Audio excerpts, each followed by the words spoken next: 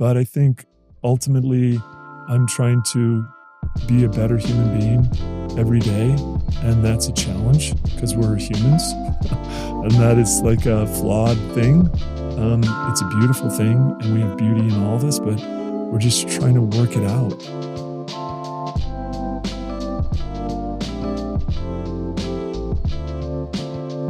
Welcome back to Case Studies. I'm with my good friend, Jim Herrmann. I don't know how long we've been talking about getting you on here, but over a year, and just timing hasn't worked out. And so really excited to kind of sit down and hear your story. So thank you for coming and spending some time with me. Thank you for having me. I appreciate it. Yeah. So give me what does life look like for the Herrmann family? Gosh. 2025, Yeah.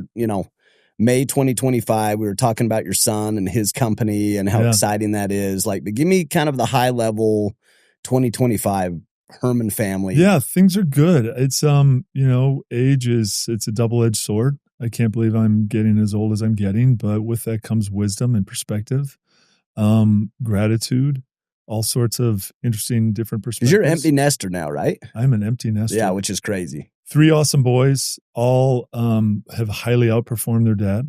And I can't say that about their mom. They have an unbelievable mom, which is probably part of the reason they're doing so well. And I stayed out of the way, and I'm not just saying that. I literally would shave every morning, look myself in the mirror, and I'm like, self-aware, so I know who I am. And I'm like, you got one job.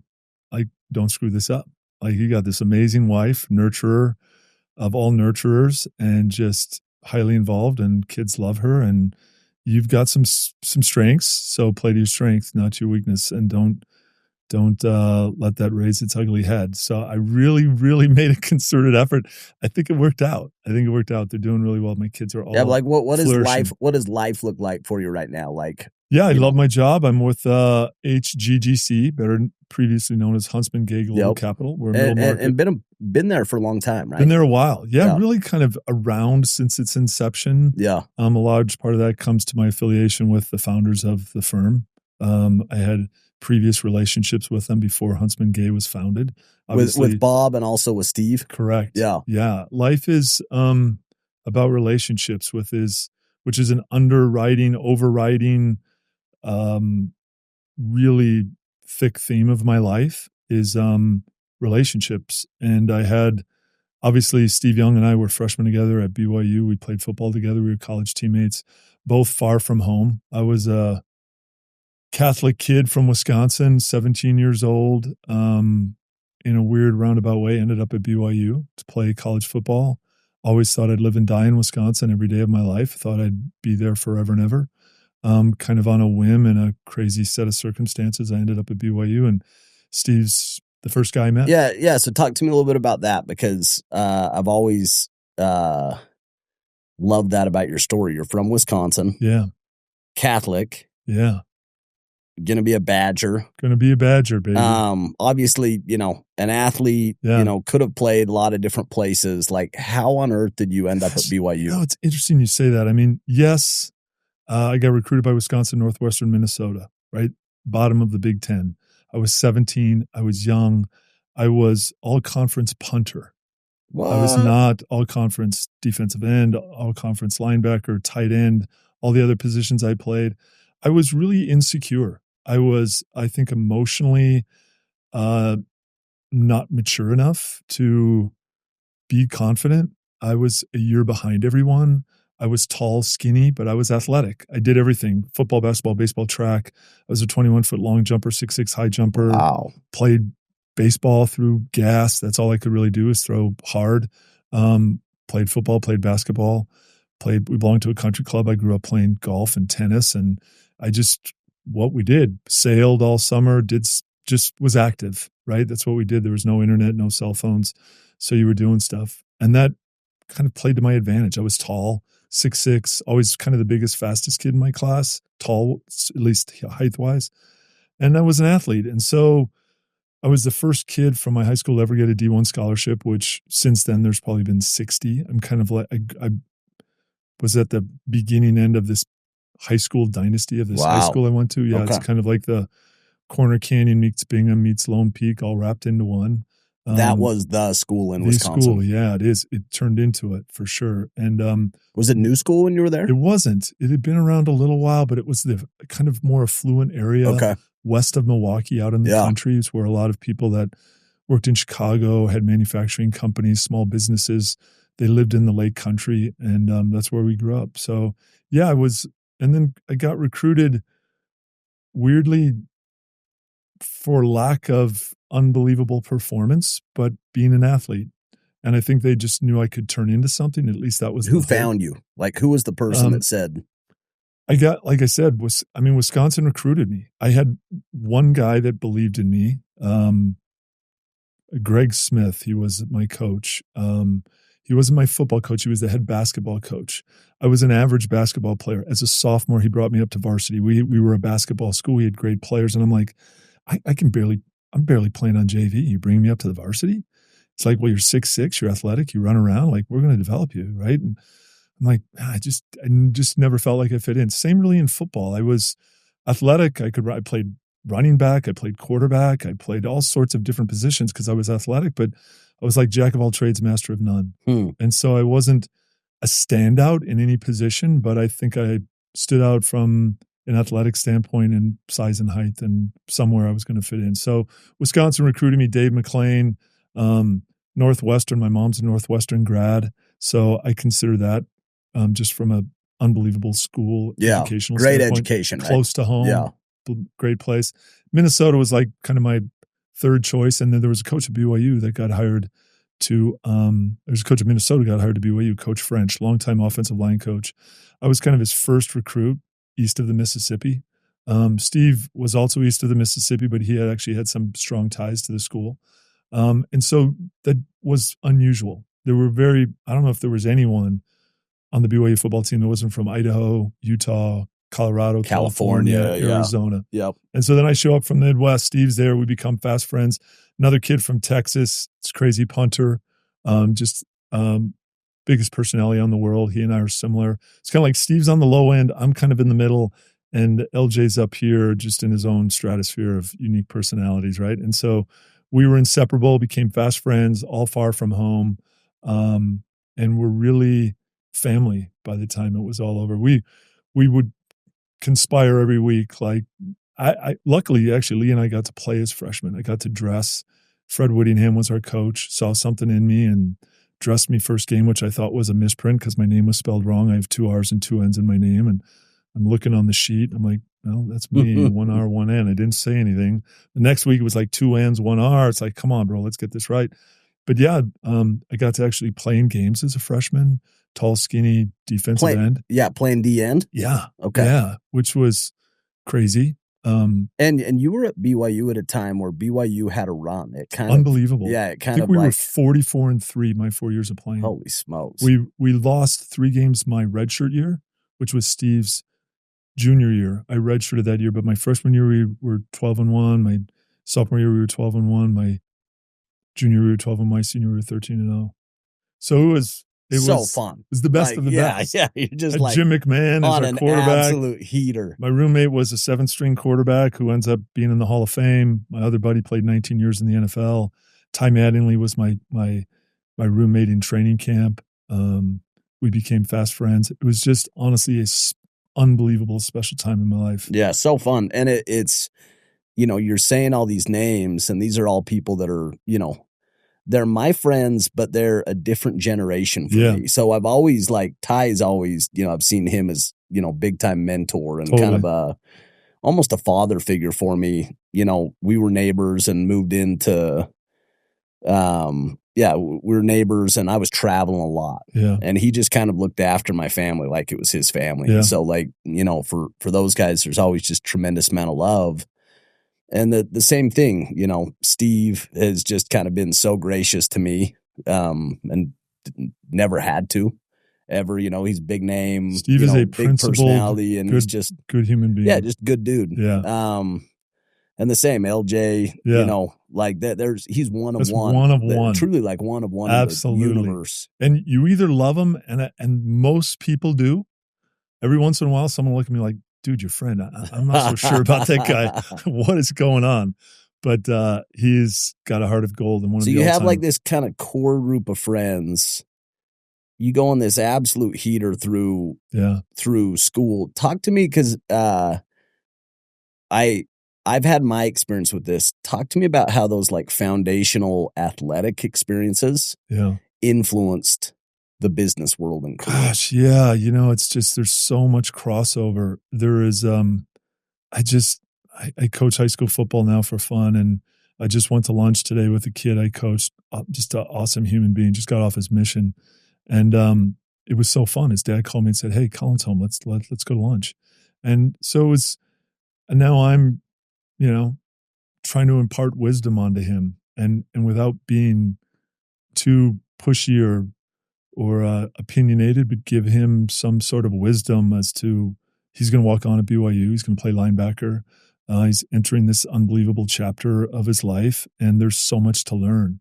And I wish I had that wisdom when I was playing. I wish I had someone that kind of pulled me aside and mentored me and told me to keep my eyes open, because you're going to go on an unbelievable journey. Had to figure it out all for myself. Luckily, some things went my way. I made some decent decisions, and life's been pretty good. But it's hard. It's really, really hard. It's the best time of your life. It's physically challenging. It's a grind. I coach a lot of kids that all they want to do is get a D1. Coach, I want to play D1. I want to play D1. They'll get a scholarship, and a year or two later, I'll see them and they're done. And I'm like, "What happened?" They're like, "Man, it's grind. It's a lot of work. Didn't realize it. Life's hard. Like, this is hard. It's just time I move on." And there's part of me I want to say, like, as you know, life's all about the hard. We want to get to the easy, and then when we get to the easy, we realize it's all about the hard. Yeah. And so I'm like, embrace it, push through it, and suck as much out of it as you can. I mean, our freshman year, I was telling you earlier, we were going to transfer. We were going to transfer 1 week. We were going to go to Wisconsin, Stephen Lee and I, because they would really love us there. We were going to go to Texas, where LJ was from, or Steve got recruited by North Carolina, or maybe we'll all go to North Carolina together, and it'll be better there. You kind of have this idea, and then the grass is greener somewhere else. Totally. And it was pretty green. Like, I'm getting to play. Lee's getting to play. Steve was in a unique position. Definitely struggled emotionally, mentally. 7th string. He was, I think, all state football, basketball, and baseball. I mean, can you even imagine? You go from time, ends up being kind of the great equalizer. You can see who's who. Yeah. But he was Steve Young, when he was in high school, and he was he was 7th string. But everybody's the best player in their town. Yeah.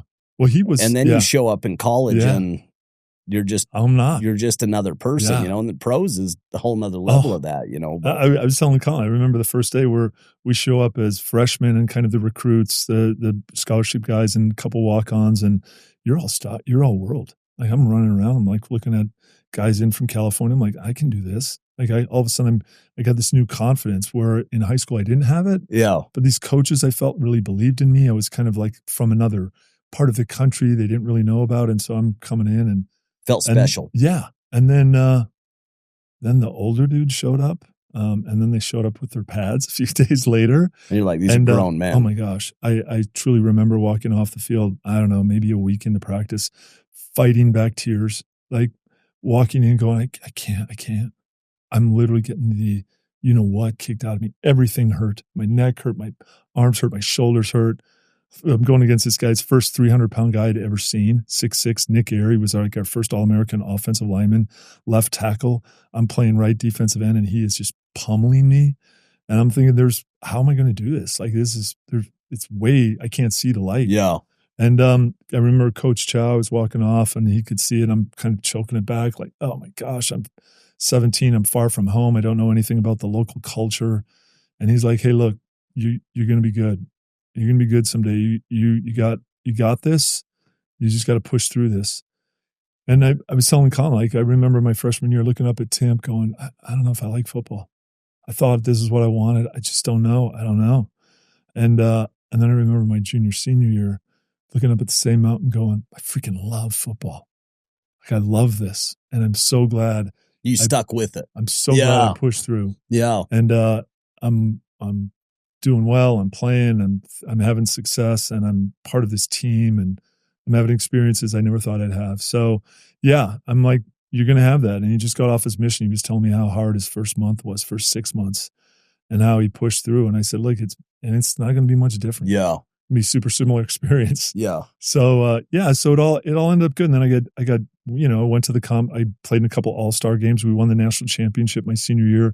I was team captain, super proud of that honor. What a awesome experience that was. Talk to me about like one or two of like the highlights. Like this captured everything for me. Like what was the moment? Yeah. Like whether it's a game, whether it's experience where you're just like, yeah, I don't know if life gets better. Like this is it started right out of the chutes, believe it or not. Again, another just slap in the face of how old I am. We were the first regular televised college football game on ESPN my senior year against Pitt. Pitt was ranked second or third, depending upon which poll you were looking at, loaded, right? They had Bill Fralick, who I played against, who was the Outland Trophy winner, second pick in the draft. Craig Ironhead Hayward played for the Saints. Chris Dolman was a perennial All-Pro linebacker for the Minnesota Vikings. I mean, that team was stacked. A bunch of offensive linemen that played years in the NFL, and we were this team from BYU that was coming off a 12-1 season and lost all our stars, and ended up pulling off this great win in Pittsburgh on national TV in spectacular fashion, and it was amazing. And weirdly, and that was it. Like we were naive enough to think, Casey, like, we were all getting together as teammates and leaders to try to get some sort of culture to lose our starting quarterback, lose our tight ends, lose some of our real stars on the team. And like, how are we going to pull this together and have a good season? We didn't start off preseason ranked in the top 25. We're like, man, this is my senior year. Like, man, we got to do something. And one of our other captains, Craig Garrett, kind of pulled everyone aside one day and said, look, here's our schedule. We got some studs. We got some names.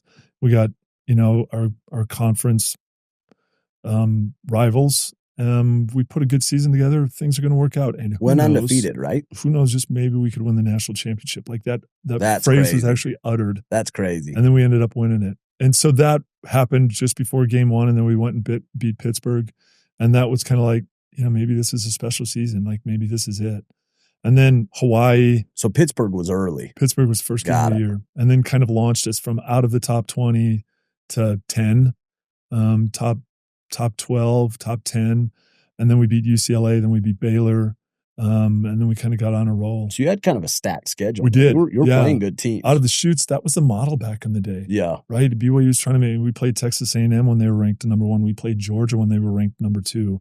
We played UCLA. We played Baylor. We played, these teams because we were trying to build a resume. We didn't want to be the whack Mountain West team that you want to go beat good teams. We wanted or to at least good teams. Yeah, played Wisconsin my freshman year, right? Kind of solidified my choice. Like, oh man, we went back and played Wisconsin, beat them 21-3 or something like that in Camp Randall with Jim McMahon. And so I'm like, yeah, maybe this is all going to work out. But all those just amazing experiences. Just magic. Jim McMahon learning to win as a freshman. Yeah, give me kind of what you learned from like some of the greats. Like as a freshman, who was that person? Was it McMahon? Like who was the person on the team that you said, totally. I learned this from this person? Certainly Jim McMahon, and then obviously, of course, Lavell Edwards. But yeah, we were down. I think we lost our first game. Then we went on a streak, 110. And then we were playing SMU, which was the highest paid team in professional football at the time. And they had 7, 8, 9 first-round draft choices. Eric Dickerson, Craig James. They had the Pony Express. There's actually a great 30 for 30 on that team that just was unbelievable and literally just stuffed it down our throats the first half. I think Eric Dickerson had 120 yards. Craig James had 130 yards first half, and we were just getting trounced. And then kind of went into halftime, regrouped, in large part to Jim McMahon and Coach Edwards' leadership. And our coaches just like, look, settle it down. Like, just take a deep breath. Let's stop the bleeding. Let's chisel away. Let's fight our way back. Kind of stopped the flow, fought our way back within a 20-point. I think we got down to 14. Then they scored again. It was 21 points. But then we scored 22 points in 3 minutes. And I think it's still number 1 or number 2 greatest comeback in college football history. Yeah. And so I seriously remember quarter where we were starting to kind of settle down and move the ball. And Jim McMahon came off and was like yelling at us on the sideline, "Wake up, everyone. Like, this is not over. We're going to win this game." And I'm like, dude, are you in the same game that I'm watching? Because we are not even close to being in it. But he kind of knew what we had, and we settled down, and Coach Edwards pulled it all together, and we gained some composure and got some momentum and pulled it off. And so I tell people all the time, winning and losing can be an acquired nothing. Certainly you don't want to acquire a losing mentality, but I think winning mentality can be learned and acquired. And I think that was what I take away from. Is that just McMahon? He was just a winner? Unbelievable. Unbelievable, Casey. Seriously. I mean, he had 77, 78 NCAA records in 1 year. And just effused confidence. There's the famous story of during our comeback, it's 4th and 9. It's either punt and maybe have some things go away and get the ball back, or no, it's 4th and 9 in the fourth quarter. And I'm Jim McMahon. I'm not walking off the field when you sent the punter on, Coach Edwards. I'm going to force you to call a timeout, have us both come over and, have a heated conversation with your coach that was respectful, but say, look, I believe we're going to do this. We punt here. We don't have a chance. And Coach Edwards said, let's go for it. Got the first down and went on and finished the comeback and ended up winning. So as freshmen, we had a pretty good freshman class. Yeah. We had front row seat to all of that and experienced it all and basically didn't have a voice, just could listen and learn. Just watching. And so I think our group, as well as other people on that team that were underclassmen, we learned to win. Talk to me about Lavell. What you learned from Lavell. All-time human being and just a mentor, hero of mine, and always will be. Yeah, what were the lessons? Like if you said like, I do this today because of Lavell, what were the 2 or 3 things? Well, gosh, the thing is, Casey, you try to identify traits you want to copy and mimic and accentuate in your life. Yeah. He had so many of them. I don't think I was mature enough for years to really incorporate them, even though I identified them. He's just a great leader. I think he's a great leader who empowers other people. Everyone has a different leadership style, and I don't know which one's the best because I think I've responded to different leadership styles throughout my life, and I think other people do the same. He was a center. He was a defensive coach.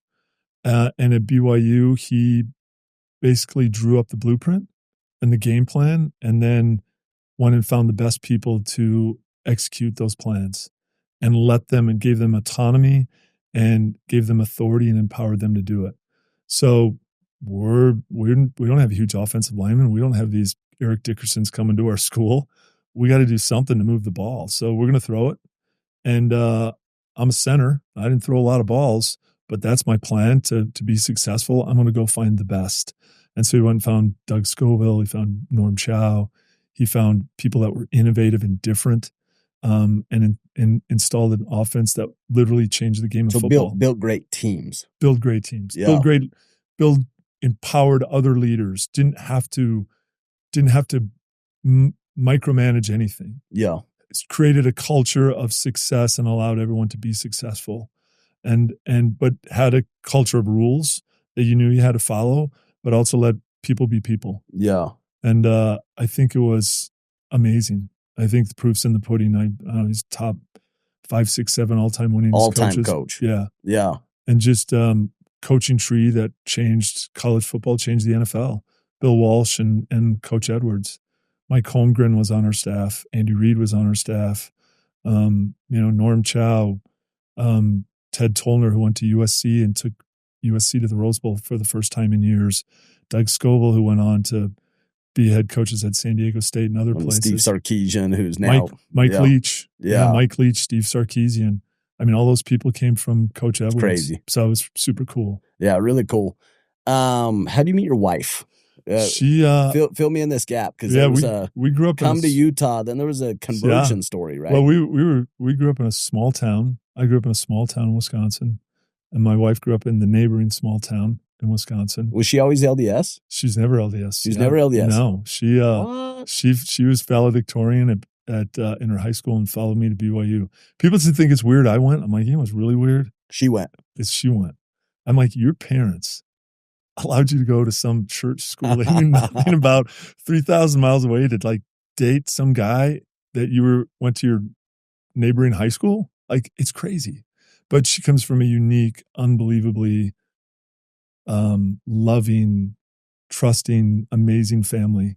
And so they loved her and trusted her, and she did it. And it was really hard because she came and I'm like, look, I really like you / love you. And I think you do the same, but we're really young. Like, now what do we do? And it was hard. She knew nothing about the culture. I knew nothing, right? She's living in dorm. I lived in the dorm with a bunch of football players that 60% of them are LDS, 40% of them weren't. She's like in it. And she's calling me going, what does this mean? I said, look, I did the same. I got here the first week and someone was telling me that their parents were up for education week. Their sister was in EFY. Her brother, who's an RM, is starting school, and her other brother's in the MTC. And I'm like, can I write all that down? And what does that mean? And so she did the same. And then, it was really hard. It was great.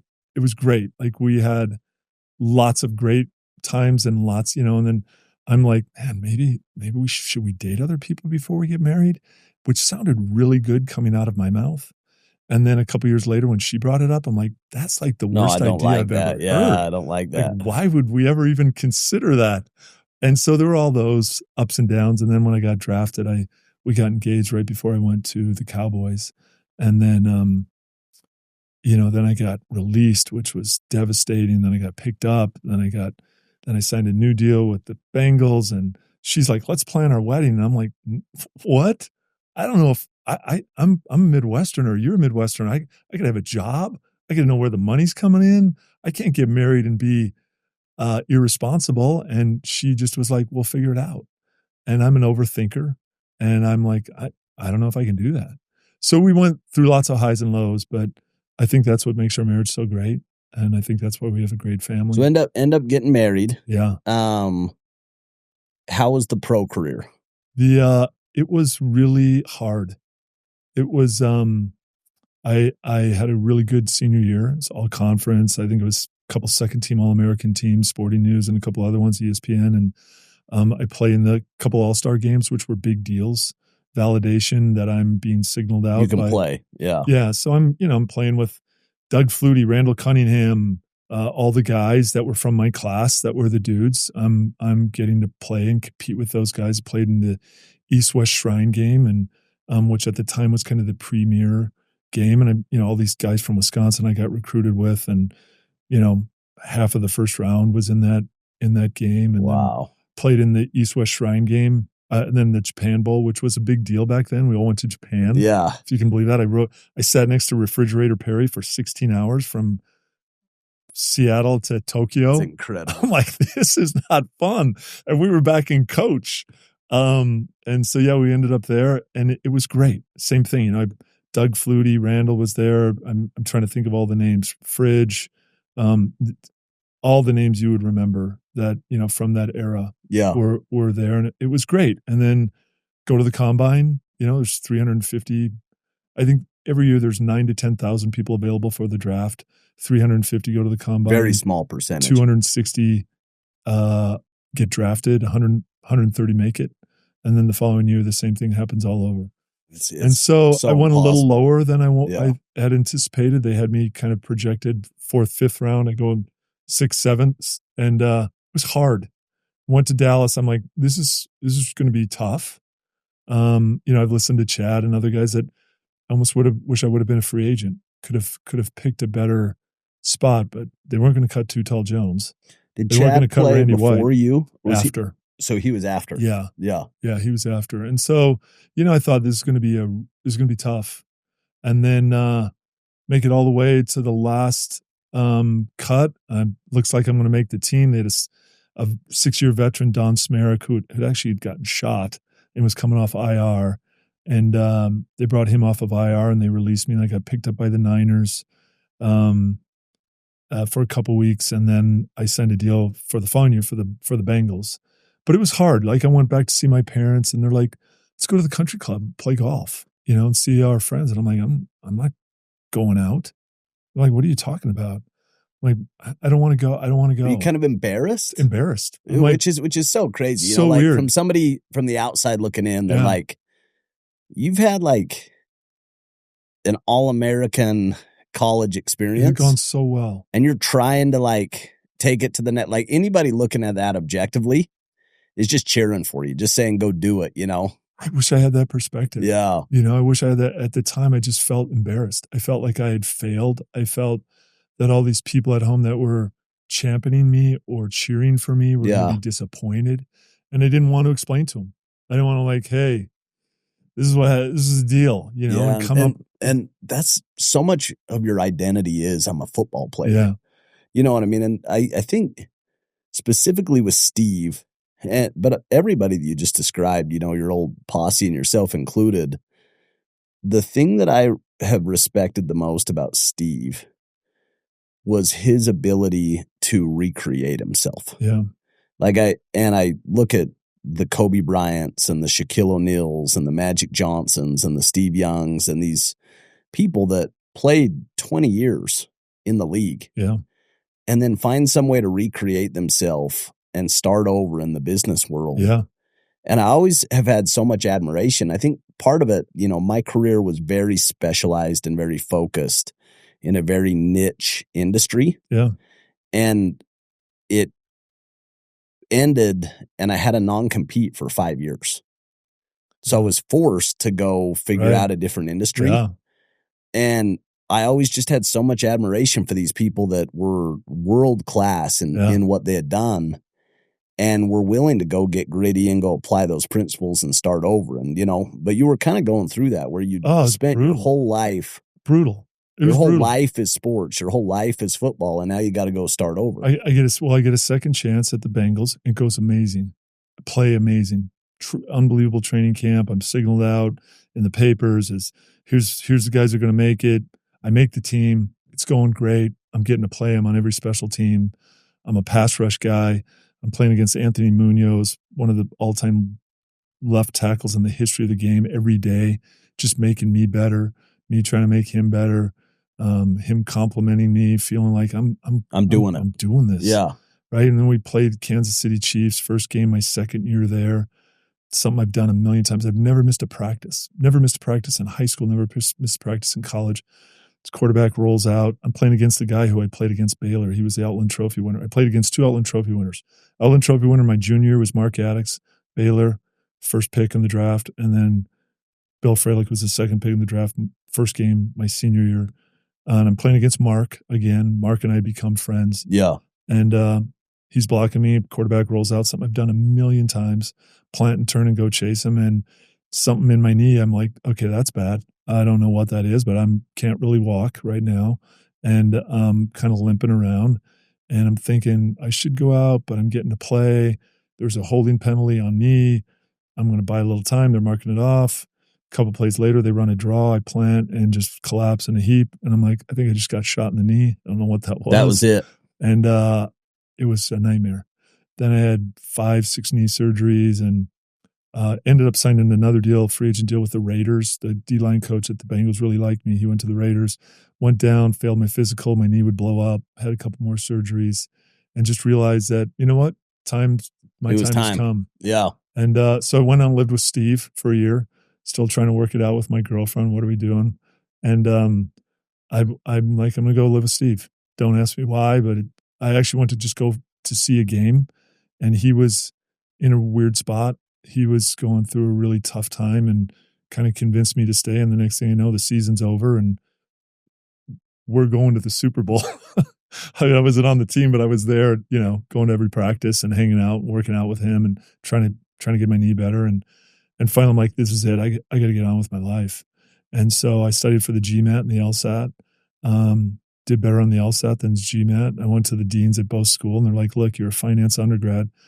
You get an MBA, you can interview for a job in this building. You get a law degree, you can interview for a job in this building and that building. I'm like, that's a good, interesting way to look at it. Steve was in law school. I did pretty good on the LSAT. I'm like, I'm going to law school. And I thought, I can't get out of this. I'm in a funk. My 2 best friends are playing. My biggest dream I've wanted was right there. Yeah. I got a taste and it was amazing. I got to do something to shift the paradigm. So I went to law school, did well, graduated in the top 25% of my class, got an offer from a really awesome, reputable firm. And by then things had changed. I was starting to get my footing about business. Steve started a foundation when we were in law school together, and I became our chief fundraiser. I didn't want to burn through all my NFL money, so I worked out a deal. I said, look, I'm going to raise a ton of money for this foundation. You just need to pay me just a tiny bit because I know we're keeping really low overhead, but I need to get through law school and not burn through all my cash. And he's like, deal. So I started striking deals with companies, going out and, having Steve speak for him with significant contributions to the foundation. I started a golf tournament for Steve. His uncle did one, raised about 10 grand a year. And I'm like, dude, it's not worth your time to get out of your bed for 10 grand. Like, let me take this thing over. I had met some people in Fresno, which it's crazy, but it's huge 49er country. And it's the second largest Cougar Club chapter in America. Year one, and Steve, he won't admit it now, but kicked and screamed the whole way because he was super paranoid about his reputation, as he should be. And I was out raising money. And I think year one, we raised almost $400,000. Oh. And so I got a little scrape of that, and it got me through law school. And it flourished from there. I met a lot of people, and I was unabashed, and I reached out to all sorts of celebrities and business people to say, come along with us. We're doing this great thing. We're going to give back.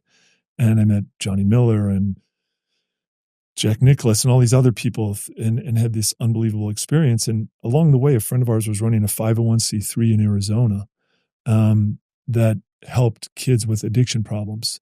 It was kind of like a wilderness survival program. And we donated money. There's actually a famous story at Bain Capital where one of the kids was having some problems, and they went and they found her and they sent her to the school, and there was some ties there, right? And so my buddy, who was the CFO, said, I want to do my own tournament down here. Can you help me? Can you give me some tips? Can I come see what you're doing? So he came up and he went and did it. And the following year, he's like, I'm going to do one. Come, you bring Steve and LJ, and we'll fly you guys down. I think Danny Ainge went with us. There were like 4 foursomes. And I sat in this cart and I'm like, I'm Jim Herrmann. Who are you? And he was like, I'm Bob Gay. I'm like, hey, Bob Gay, what do you do? He's like, I buy businesses. I'm like, cool. What kind of businesses you buy? He's like, I buy all sorts of businesses. It's like, I just bought a fitness business in Utah. I'm like, I work for a fitness business in Utah. And by this time, I decided not to go to this law firm. I was soliciting money for the foundation. I went into this little company called Health Rider. It was a $300 million one product exercise company. And the founder, CEO, was a huge BYU fan. And I just went in and asked if I could see the CEO. I wanted to talk to him about our foundation. Stuck his head around the corner. He's like, I know you. I'm a huge BYU fan. Come talk to me. I'm like, yeah, I'm working with Steve and raising money for this foundation. He's like, how can I help? I'm like, well, let's work out a plan where you can contribute. Steve will do something for your business. And he's like, I'm in. So he's like, and by the way, what are you doing? I'm like, I just graduated from law school. I'm going to go work for this firm downtown. He's like, come work for me. I'm like, This business was under the viaduct on 13th South. And I'm like, in a place like this, which is beautiful, but over here. And I'm like, wasn't so sure. He had the attorney come talk to me. And he's like, look, I'll give you a little equity in the business, pay you more than you're making at the law firm. Come work for me. And, just like that. Just like that. And well, we got to know each other a little bit. He liked me, and I think he liked my chutzpah, kind of coming in out of the blue and asking for money. And so I went.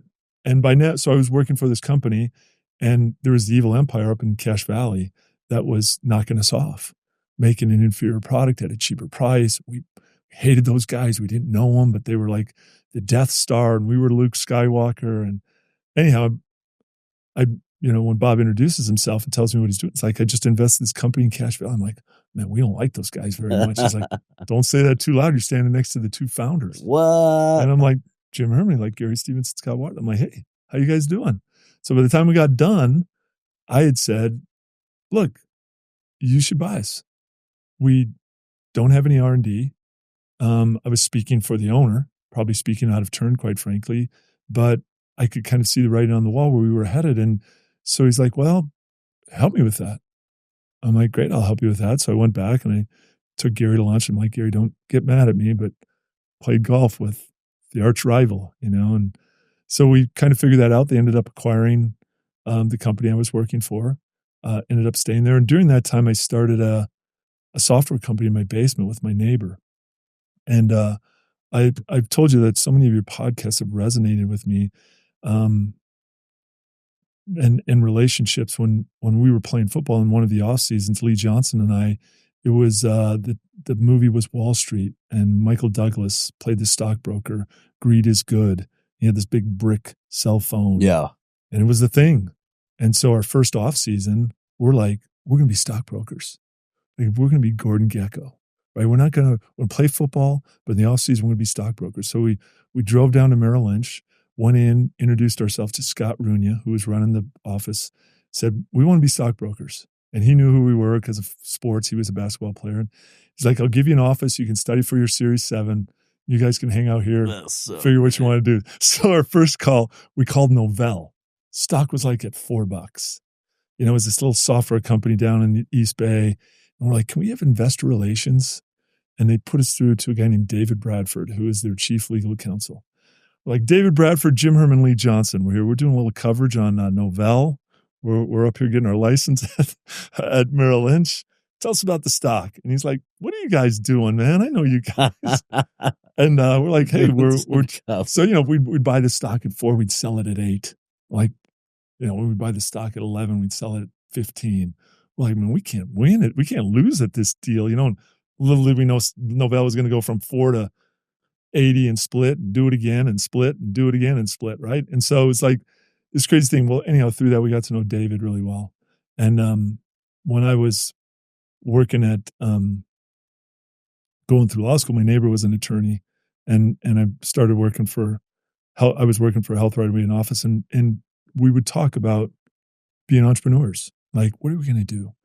Like, we're working, we got good lives. You're an attorney at Parsons Bailey. I got this pretty good gig, and he's like, my friend and I were starting a software company. It's a tech company. And I'm like, tell me about it. He's like, well, come over tonight. We're meeting in my basement. So I go over, we meet, and I'm like, okay, what's apparent? We need cash and we need some credibility. And I can help with both those. Like, you're a founder. We're in. We drew up the articles of incorporation. We were 4 of us. And I got about raising money. And I ended up raising probably our first $6-7 million. This was before Album, before Pelion, before anyone. But there was this guy named Blake Montezurski who, when I heard his podcast, I'm like, oh my gosh, that was me. I called David. And I said, David, I want to meet this guy, Blake Montezurski. They just started this little fund inside kind of the Lavell WordPerfect merger. And I heard Blake's running it. And I got this software company I want to talk to him. I got this tech company I want to talk to him about. And he was telling me about it. So I told him about it. And he's like, I'll set up that meeting. And I'm like, you got to come. I need some credibility. Come with us. So he came and we pitched our business.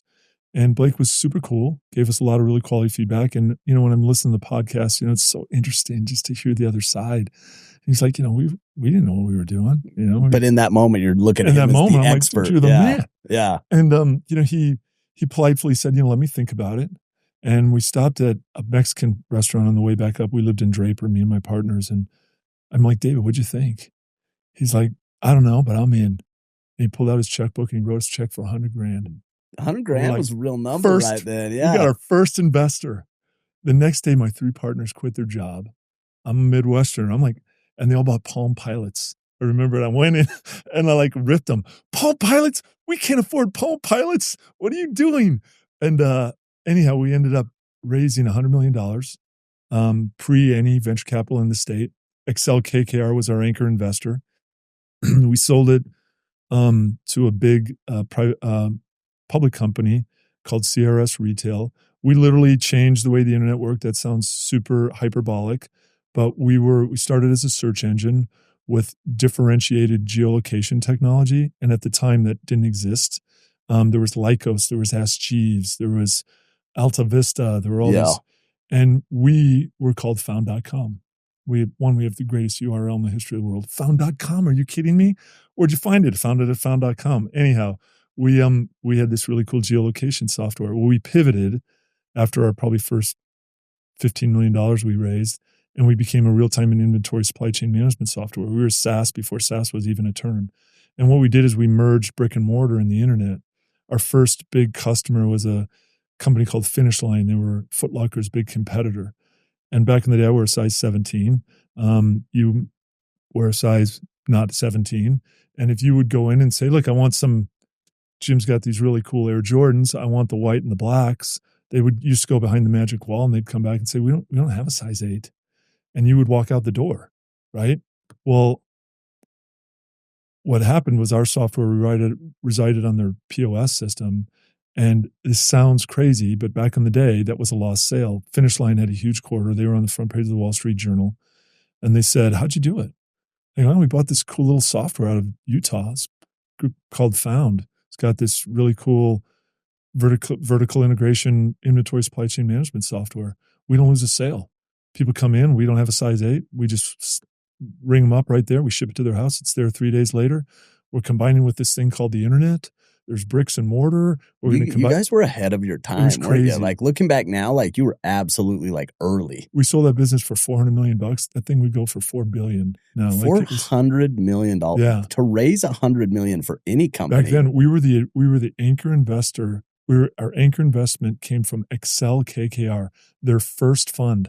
We were their first investment. That's crazy. It's crazy. We're going to deal with those guys. Are you? Now, yeah. Yeah. It was great. It was so fun.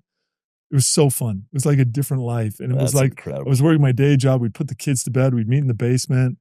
We did this thing. We got Steve on our board. That's so good. Steve got really operational in the business and he was transitioning out. And it was I have so many great stories. One, just listening to your cast where I'm like, that just so resonates. That's your story. Just the McDonald's guy. This might be my biggest regret of my life. My brother was a big shot recruit. He went to Michigan, and Bo Schembechler was the coach then, legendary college football coach Woody Hayes, Bo Schembechler, Michigan, Ohio State. Yeah. That's kind of where it all comes from. I got to know Bo. We played Michigan my senior year at BYU, and my brother was a senior and was getting recruited by everyone. And so he got to know me and got to know my brother. And I was at the Bengals at the time and had blown my knee and was on IR. And he asked my brother one day at practice, he's like, what's your brother doing now? And he's like, he got hurt. He's got his knee fixed. He's on IR. He's living in Cincinnati with the team. And he's like, have him come up to the Ohio State game. I want to talk to him. So I drove up, flew up to Michigan and got there like on a Wednesday, went to practice a couple times and talked to Bo. And he's like, hey, look, I'm on the board of Domino's Pizza. And I talked to Tom Monahan and you need to go talk to him about a job. So I'm a Midwestern guy. A job to me, my dad was an executive at AT&T for years, mid-level, worked his way up, right? He was there for 40 years, got a great pension and retirement. Yeah. My mom was a AP English teacher. So I'm like, oh wow, I'm going to go work for Domino's Pizza. This is cool. Like they were sponsoring Monday Night Football halftime. Like they're going to hire me in the sports marketing department. I'm going to get the salary. I'm going to work for this cool, consumer food services business that's partnering with all these sports, outlets. And Tom Monahan is legendary. He's a super principled guy. Someone had tried to kidnap his daughter a couple years before I had this interview. So he's really tight about security. So I got there early. I'm sitting on this top floor of this beautiful office outside of Ann Arbor. This helicopter flies in. Mr. Monahan gets out with this armed security, comes in and sits down. And he's like, hey, Jim, good to see you. Bo tells me great things. You were captain of your team and you're a leader. And we love your brother here at Michigan. And I remember he leaned forward and he kind of put his hand on the desk and then he pointed at me and he goes, I'm going to make you wealthy. And I'm like, okay, I must be getting a really good job. This is going to be awesome. And he's like, do you know how much our average franchisee makes? And I said, I have no idea. I'm 24, right? I have no business experience. I mean, I'm business undergrad. I'm straight to football. I'm just trying to figure life out. Yeah. I'm studying for the LSAT. Like, what am I going to do? And he's like, well, let me tell you. And he goes through the numbers. And he's like, look, we'll finance you. We'll get you a location. We'll help you do the build outs. And you get 4, 5, 6, 7 of these, you're going to be a wealthy guy. and these things are printing money. Casey, this was 90? Early. Yeah. In 89, 90? Yeah. I mean, I looked it up. I can't remember. There was, I don't know how many restaurants and what there are now, but it was crazy. And he goes, where are you going to go? You're going to go to Utah or Wisconsin? Because he knew I was from Wisconsin. I said, well, I'm going back to see my parents. He goes, okay, there's a guy, an old lineman of ours, that's over there now. He's getting into the business. Meet him next Friday, and he'll tell you all about the program. So I go on a Friday night. We go to our country club. We go out for fish, and I go see. Got my suit and tie on, and he pulls up, and he's got these khakis on and this golf shirt all covered in flour. And he's like, come on, get in. And we start driving around to these stores. And he's like, this is the greatest opportunity in the world.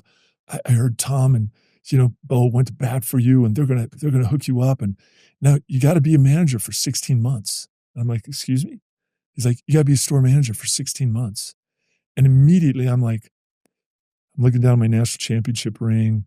I'm thinking, I feel like I'm too good for this. I didn't feel like I was too good. I thought I'm going to be embarrassed. Yeah. To tell my friends, hey, Jim, what are you doing now? I'm a manager. You're studying for the LSAT. Yeah. You got drafted. I'm a manager at Domino's Pizza. Yeah. And ironically, like now, oh my gosh, I would have said, I'll be a manager for 2 years. Yeah. I want to learn about unit economics. I want to learn about same store sales and cost of customer acquisition costs and repeat customers, and how do I grow this and how do I scale? Yeah. And it just had a totally different view. And he called me a couple times, like, what do you think? Pick your geolocation. We'll help you. Let's get this started. And I remember just sheepishly turning the opportunity down. And a buddy of mine, I think the family that made a lot of money in pizza, in Little Caesars Pizza. Oh, yeah. He's a good friend of mine. And he's like, I hate to say it, Jim, but do you know how much money he left on the table by that? I said, yeah, I know. I didn't have the foresight. Yeah. I didn't have the wisdom. It's fun to hear those stories. Who you're referring to is Brent Bone. And, he's telling his story of doing a McDonald's. Yeah. And he takes half the pay to go be a store manager. And it's this kind of humble pie where you're like, this is blue collar work. Oh, man, I listened to that. And I was just like, that. I'm cleaning the toilets. I'm like, but then you see the life that he lives today. Totally. I had this similar experience where I remember I was 24 years old. I'd done door-to-door sales. Never had any, thought that was going to be a one summer job and out. And I didn't have any of the context that you have. Even for me to go to college was kind of like a big deal. So I didn't really have a plan other than went out and did it and made money. So it led to a second year and a third year. And then that was 2006. And the global financial crisis happened. But at that point, I'd worked my way up into a leadership role where I was kind of a senior guy, and company goes out of business. And I remember meeting Todd Peterson, and Todd said, you got to go be a manager. You got to go. And I felt like I was too good for it. Yeah. Like in my heart of hearts, I was like, I'm better than that. I'm a, regional manager. I should have an office and a salary. Yeah. And he just he was so sincere, but so bold. And he just said, no one is ever going to respect you if you don't go do the work that you're trying to teach them to go do. Yeah. And I listened, and it changed my life. Yeah. And I, started on that track and didn't skip steps. And I knew the business. I knew the business cold, and it allowed me to continue to progress in the business because I didn't skip steps. And so that, that story that you're referring to, I look back at my life and I'm like, man, how critical to not skip steps and to be willing to wash toilets, to be willing to go do whatever it takes, and to not be too proud for it. No, and I mean, I was raised in the Midwest. My dad's an old farmer. My grandparents were German immigrants. My mom kind of grew up on the right side of the tracks, but was also a hard worker. We had chores. I grew up on 20 acres, old farmhouse. Yeah. I cut lawn, cut trees. Nothing was below me. Yep. I just didn't have the macro vision of absolutely I should know what it takes to clean a bathroom. And it's part of my business. Yeah. If I want to be in the food service business, cleanliness is important. Service is important. The look and the feel of your establishment are all huge. I see it so different now. And not that it was beneath me then or it's not beneath me now. It just was, I didn't get the whole, how it all meant business, what business was. Business to me was getting a good job at a good company and learning and continuing like an education. And, other podcasts that you've done that I've listened to of like being an entrepreneur, you just do it. You and jump it was in. like with Found. Like, Yeah. I didn't know what I was doing, but I knew I could raise money and I knew I could bring people to the table. That to me was something that I've always known and experienced about you, but hearing you say it out loud, it's a superpower. Yeah. Like your ability to just put yourself out there and go honestly, make Casey, friends. I know you've said this before, and it's such a great phrase, and I know it's overused, and I never really knew it, but I felt it. Is I no question had like the craziest case of imposter syndrome. I'm a finance undergrad, I played in the NFL, I have a law degree, I worked for a firm, I worked for this foundation. And then my brother-in-law gave me this book called The Tipping Point, way back when it was released. Malcolm Gladwell. And he talks about people involved in the process of change and the process of building an enterprise. And one group that he gives unfettered respect to are called connectors. And I remember that reading it in my bed. And being like, that's me. And I literally set the book down and I had this weird epiphany. And I'm like, that's me. Wow, that's me. And not only is that me, like he gives it a lot of deference and he gives it a lot of credibility. And I'm like, that's my skill set. And so instead of trying to be something I'm not, I'm going to own my skill set. You've embraced it. Unbeknownst to me, I've monetized it. I never really look at it as monetizing it. Because it's so natural. But now I'm going to own it. Yeah. And I'm going to monetize it. And I have like the perfect job. I'm a business development officer at a middle market private equity firm. I was a founder. I've raised money. I had a startup. I worked as an enterprise. I worked in an operational role at a big Bain portfolio company. I'm like, I can do this. I like to hear stories. I like to meet people. I like to envision how I can bring this together with this. Yeah. And there's a value creation. Yeah. And so I'm like, I'm going to own that. And it's changed my life in the sense of I have value in that. And I like it. I like to sit down with founder owner entrepreneurs and hear their story and tell them about my story or tell them about other people that I've known that have done what they've done and how much respect and credibility they have in my world and other people's world. And so, yeah, it's been a journey, but life is about relationships. That's so simple, but it's so real. Profound. Yeah. And it's so deep and story after story. And there's so many times I'm listening to your cast and I'm like, it just triggers a memory and an experience that I've had where I'm like, oh my gosh, that is so true.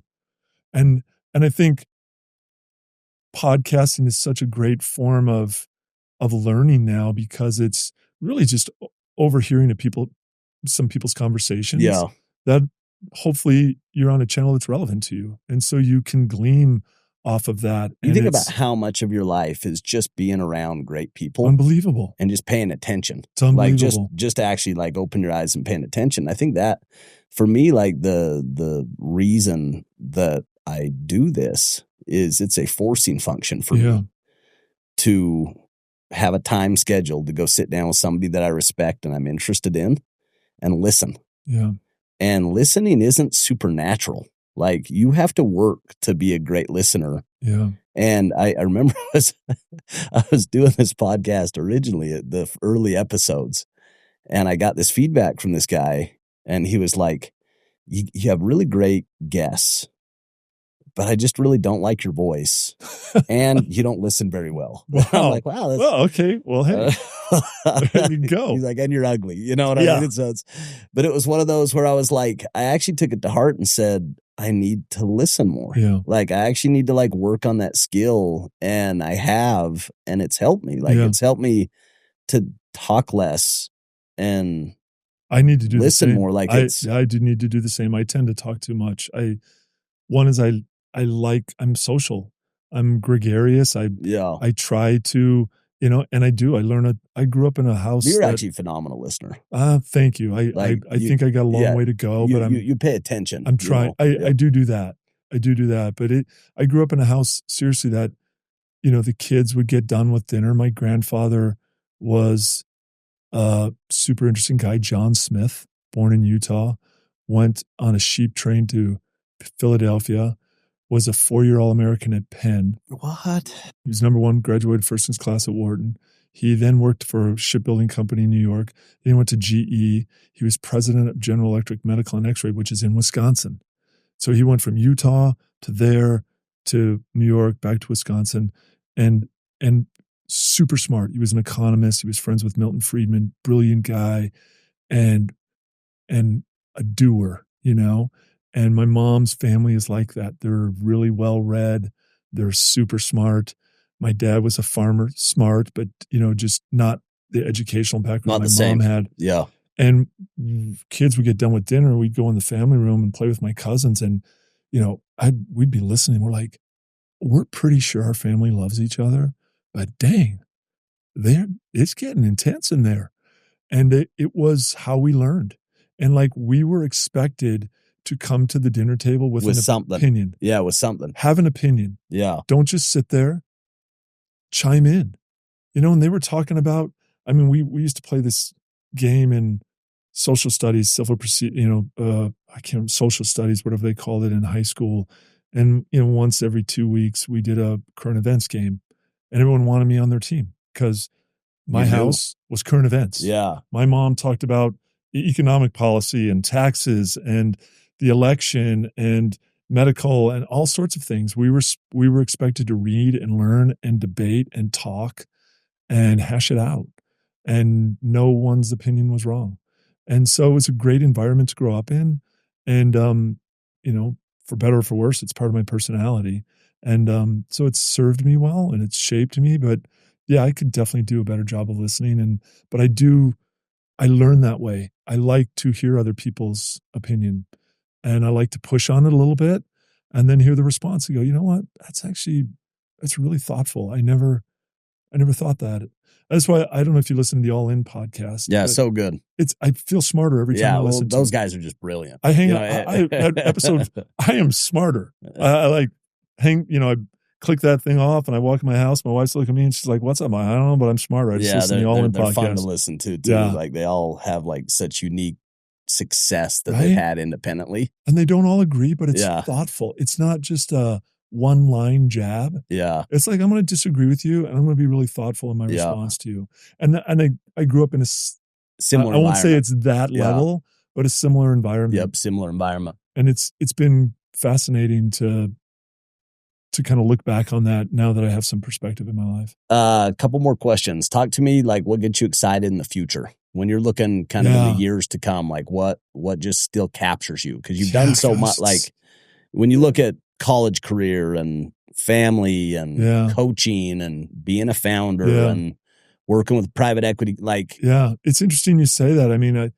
Life goes fast, Casey, right? You know it. I know it. It's like, I don't know. Every time I tell kids, do you know what you want to do? And I'm like, you know what? I'm sorry I asked you that question because I'm 60 and I don't know what I want to do. I don't know. And I mean that sincerely, right? There's so much opportunity and there's times I feel I'm not taking advantage to better myself in some way, shape, or form. I'm embarrassed by things I've done in the past. I wish I could undo bonehead moves, but I learned from them. Some of them were more painful than others. Investments. What was I thinking? Yeah. What sort of personal underwriting job was that? Yeah. Not very thorough. For sure. It stung. I don't like that. I'm going to learn from that. And so I don't know. I just view it as an opportunity to continue to grow and meet great people and build relationships. I know that sounds crazy, but you can never. Still fires you up. Still fires me up. Yeah. The hunt and the pursuit and the growth. And I also just like connecting. I like, and a friend just went through selling his business and he called me and he's like, I want to be an HGGC company. And I'm like, okay, give me the profile. Cool business, kind of small, we got a ways to go, unfortunately, because we have to write really big checks, but I love your business. Let's stay in touch. So he would just reach out. Let's go to lunch. I'm going to be in HGGC business. Let's talk. And then I'm like, so finally I said, look, it doesn't sound like you're doing a lot of M&A, but you seem to be ripe for that. Have you explored that? Like, what do you think? And he's like, yeah, but I don't know if it's my strong suit. I'm like, look, there's a principal at our firm that left. He's super smart. He ran M&A for one of our firms. Why don't I connect you with him? They're like, great, let's do it. So we set up a lunch. Guess what? This guy comes on the board. He invests. He helps him through some M&A. He calls me. He's like, okay, we're halfway there. You know, EBITDA's going from here to here. And I'm like, this is awesome. It's freaking awesome. Like, I am so thankful you hooked me up with this guy and gave me these. I'm like, hey, I'm not the smartest tool in the shed, but I know how to I've got some people. ideas. Yeah. I've got some ideas and I know. And you got some relevant experience, you know. So then I called him about a month ago and I'm like, hey, you know what? It's going to be a while. Do a deal. Take some chips off the table and turbocharge your business with a really good financial sponsor, right? And scale. And that'll get us to you fast. That'll get us to us faster than anything. He's like, yeah, I've been thinking about it. You know, my advisor that you introduced me to has kind of suggested the same. Let me introduce you to some people. Cool. I introduced him to a couple of people. And all of a sudden, it goes from I'm plugging away to all of a sudden, he's hot. He's got, and a lot of ex-HGGC guys are now dueling bidders to try to buy this guy's company. And I just bumped into him at a sandwich shop over the weekend. He's like, hey. And I'm like, hey. And I'm like, well, he's like, 1 week, we got it closed. And he's just like, I can't thank you enough. And I'm like, it's got to feel so good. It feels so good. And he's like, you've never asked me for anything. You've always just added value, been a champion for me. And I'm like, look, I was you. I had this crazy internet search engine that had geolocation technology, and we morphed into a software company. Yeah. And along the way, I had all these people help me. He introduced me and write a check that we didn't even ask for.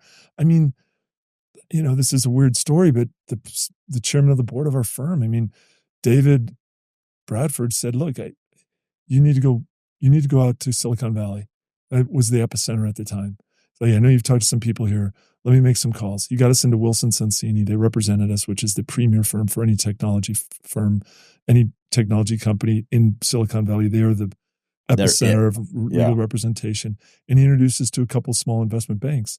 And we went to this one boutique bank. And there was this guy who worked for a lady named Mary Meeker, who was the first legitimate iBanker. I think she was Goldman Sachs or Morgan Stanley. I can't remember which, but she was the first kind of legit iBanker to follow the internet sector. Wow. And he worked for her straight out of Harvard Business School. And he was in this meeting. So we go to pitch him and we walk out and he follows us out and he's like, unbelievable, cool business. Love what you're doing. Not sure if we're going to invest, but we could maybe represent you and help you. And he goes, and your management's a little weak. And we're like, yeah, it's just us in a basement. We don't know what we're doing. We need help. That's part of what quest that we're on. And he's like, I want to be your CEO. What? And he sends us his resume. And he is now the chairman of our firm. And I work for him. And it's weird how life goes. That's crazy. And he's a brilliant guy. What's his name? Rich Lawson. Oh my gosh. And he is a brilliant guy and he runs our firm and he ran our company. You know, he was basically a founder of our business too, because he came in and helped us pivot and continue to raise capital and run our business like it should. We were a bunch of goofballs in a basement with an idea. Cool. And so it's really weird how life goes. That's a great story. You know, kind of goes full circle. So one more question. Talk to me about faith. Talk to me about how that fits in the whole mix. Yeah, I love that you ask people that question because it's such an interesting word. You know, faith is, you know, it's basically a belief in something that is unknown and unproven. And it's also a system and it's also a church and it's a little bit of everything, right? And so I think throughout my life, I've had faith in the system, whether that be football, like get in, work hard, be coachable, have faith in people that are telling you you can amount to something and have this be a positive experience in your life. Sitting in a pew in a Catholic church, looking at the stained glass windows and staring at the crucifix, and like, what does this mean to me? You know, why am I here? Where am I going? What is this organization? How is this keeping me on the rails? How is it helping me? Yeah. Showing up at a church institution that I know nothing about and loving every second of it, fitting in from day one, and just going, this is so cool. This is a different language. I don't understand any of this. Like, I can either have it be a horrible experience, or I can be like, this is amazing. These are people I love that have this deep abiding faith in this culture. And I love so much of it. I love the family and I love everything it says. Do I believe in God? I've always believed in God. And do I think he has a hand in my life? Absolutely. Am I a Christian? You bet. And everything that embodies. And so it's really a great question that I think more people should ask themselves. You know, what is faith? What does it mean to you? Yeah. You know, and it means so much on so many different levels. And all of it positive and all of it important, right? And so it's everything from, you know, you have a kid and you get married and you start to ask yourself, what do I believe? And what belief system am I going to pass on to these people that I love more than anything? Yeah. And so it's been, you know, my faith has probably changed over the years, through life experience. What I used to think I know, I don't know if I know it anymore. And what I used to think I didn't know, I think maybe I do know. But I know that love, I know that sounds so crazy, but, as a, you know, someone who grew up in a Christian faith and still is involved in a Christian faith, I believe that, you know, loving people and loving yourself, right? It's love your neighbor as yourself. People kind of leave the last part off. Love your God, you know, love God as yourself. Like it's so simple, but it's so hard. It's hard. It's so hard. It's like life is easy. You know, I had a friend whose dad has a leadership role in a church and we see each other all the time. And we got done working out and he was talking to someone. I'm like, who's that? And he's like, oh, it's my aunt. And my dad kind of got sideways with each other and they haven't talked in a while. And I'm kind of like looking at him like open mouth breathing going, dude. And he's like, what? And I'm like, that's super simple. It's like, what do you mean? I'm like, well, call your dad back and have him get in the car and drive to your sister's house, knock on the door and say, I love you. I'm sorry. Sorry we got sideways. Don't know why, but I love you. Hope you forgive me. Yeah. Let's go grab some lunch. Yeah. And that's, I think, like the beauty of it is it's that simple. Yeah. But it's that hard. It's that hard. And I think that's why we try to complicate things.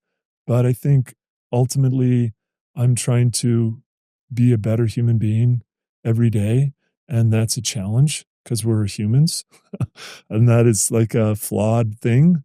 It's a beautiful thing and we have beauty in all of us, but we're just trying to work it out. And so I've given myself more grace. I try to give other people more grace of like, look, we're all in this together. We all have different personalities.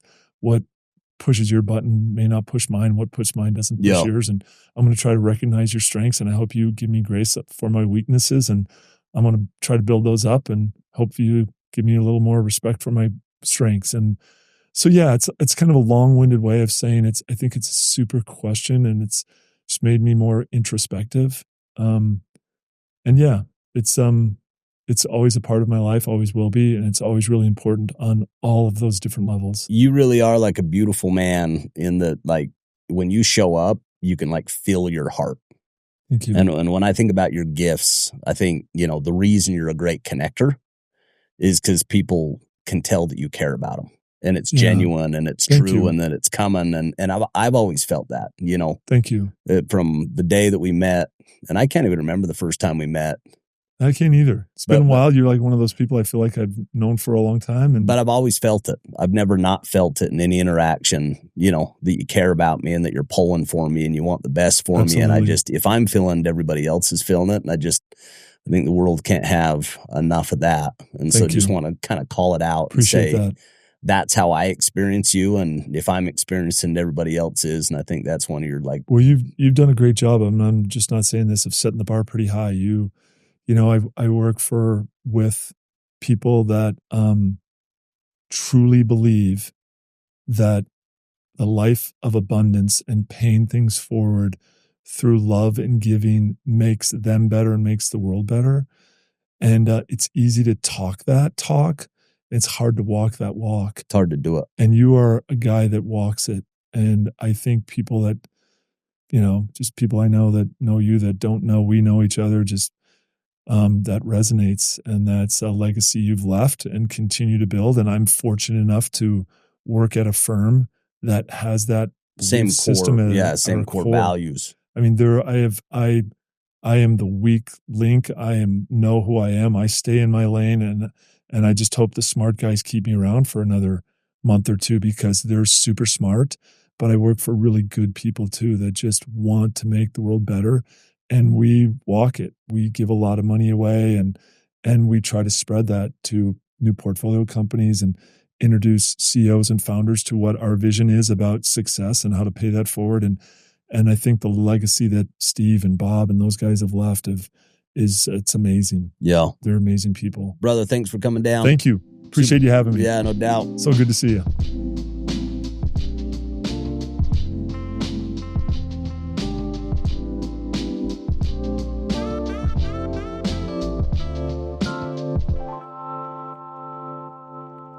This podcast is brought to you by Sandlot Partners.